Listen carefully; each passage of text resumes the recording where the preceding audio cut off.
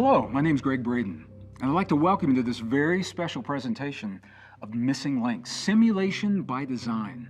Are we living in a virtual reality? Well, in the last episode, we identified the laws that govern our virtual world, the basic laws of physics, and what it takes to master those laws in our lives. When we consider these understandings and we merge them with everything else that we've learned throughout this entire series, well, it's enough to make our heads spin with possibilities, and suddenly we have a new way of thinking, a new vocabulary to describe our relationship to the world and to life itself. The implications, they're staggering, and the questions are endless. So in this final episode of Simulation by Design, we'll answer many of those questions, and by doing so, we'll come full circle to where we began this series, only now we have the vocabulary to make sense of our virtual reality. In this program, you've seen the evidence that tells us it is more likely than not that we are living in a simulated world, in a virtual universe. And you've seen the evidence that is telling you that you have the potential to interact with this universe, to interact with this reality in ways that have seemed mystical in the past and reserved for the monks and the nuns and the abbots and the shamans living mystical lifestyles. But now we know we don't need to live on a monastery halfway around the world and leave everything familiar to us, our loved ones, our jobs, our families, to embrace these seemingly mystical powers. Because when we understand the relationships, we demystify the experience. In the contemporary language of science, we are now talking about mystical connections, and we are marrying those connections with the best science of the modern world to give us a new view, an evolutionary edge to understand what's happening in our world, and beyond that, how we may direct the events of our lives and the events of the world in a positive, powerful way. So as you've seen, the parallels between the laws of physics as we know them today and the rules of the simulation are absolutely clear. They're unmistakable. And the evidence is showing us, more likely than not, we are in fact in this simulation. So what I'd like to do in this last segment now is pull all this together. Let's get down to the nuts and bolts of what this experience means. Let's jump right into what it means to be in a simulation, the implications and the questions that invariably come up. Questions like, where's heaven? Where is heaven? When we think about our simulation and we think of the descriptions of heaven, the word itself was left to us about 2,500 years ago. What does that mean to us in terms of the simulation? Well, the simulation is a localized experience, but it tells us we're not really here. You're not really here. We exist somewhere outside of the simulation, and we are projecting our energetic body, what we call our spirit or our soul or our avatar, into this experience so that we can learn something here that apparently we cannot learn where we've come from and that apparently we're going to need wherever we are going. Now, this is a really, really powerful concept. The idea that we are not here, and the biology actually supports it. What the biology is showing us is that our cells receive information that defines who we are. The surface of the cells, the receptors, receive this information. And that's why when we take our cells and we put them into the body of another person through an organ transplant, for example, that person rejects the cells because it's not them. We have an identity. That identity begins somewhere beyond our simulation. And in terms of the ancient texts, that is what was called heaven. When we leave our simulation, we shift our consciousness. We go back to where it is that we came from. And for me, I believe that, and I think it's really good news. It means that we will see our friends and our loved ones again on the other side, what is called the veil, on the other side of that veil.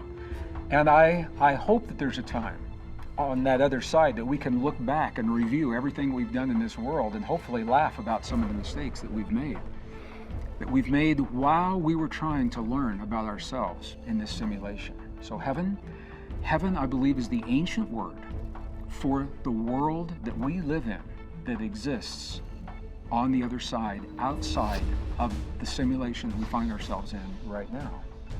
So the next question, what does that mean for death? Where do we go when we die?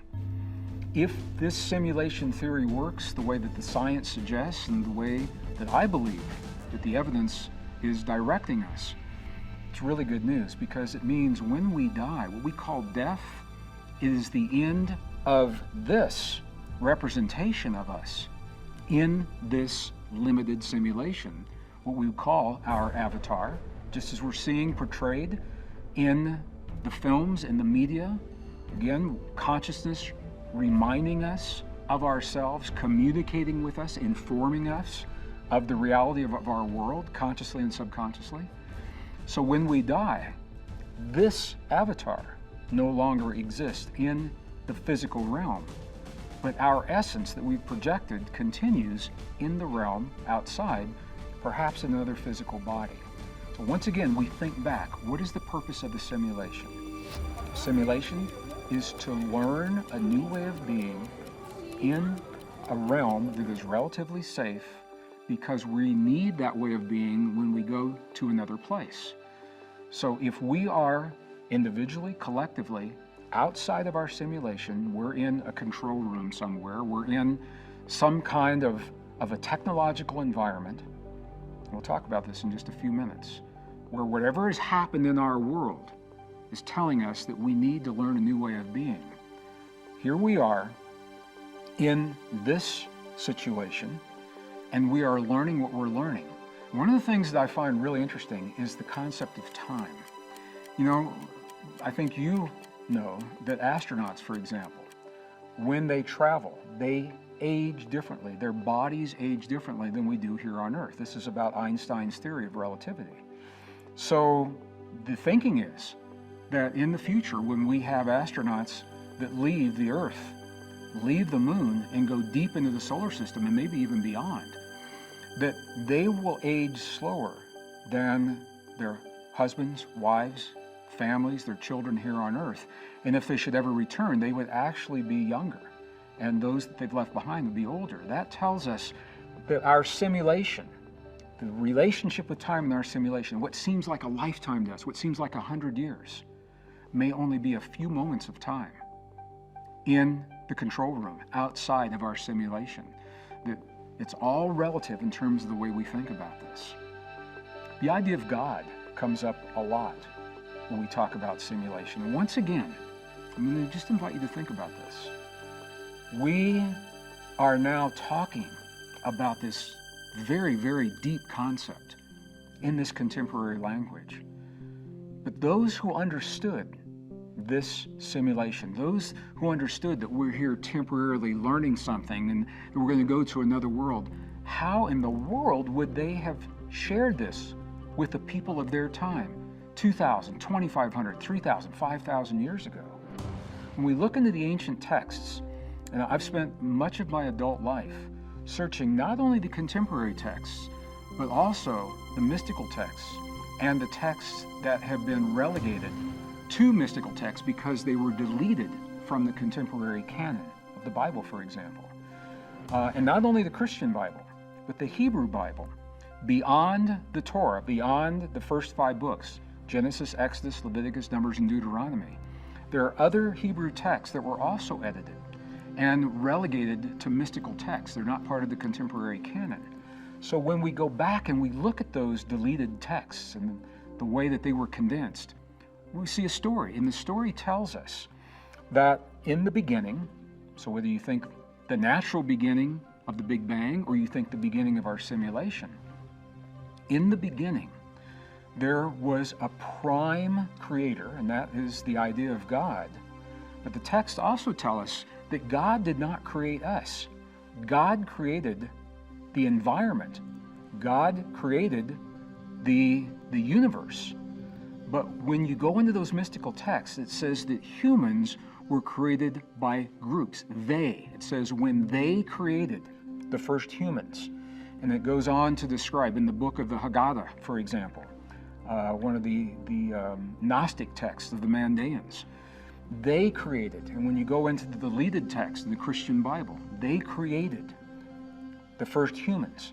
And what I find even more interesting is that when those texts talk about the creation of humans, they say that a very specific formula of human had to be created to hold the energy of the soul or the spirit in this realm.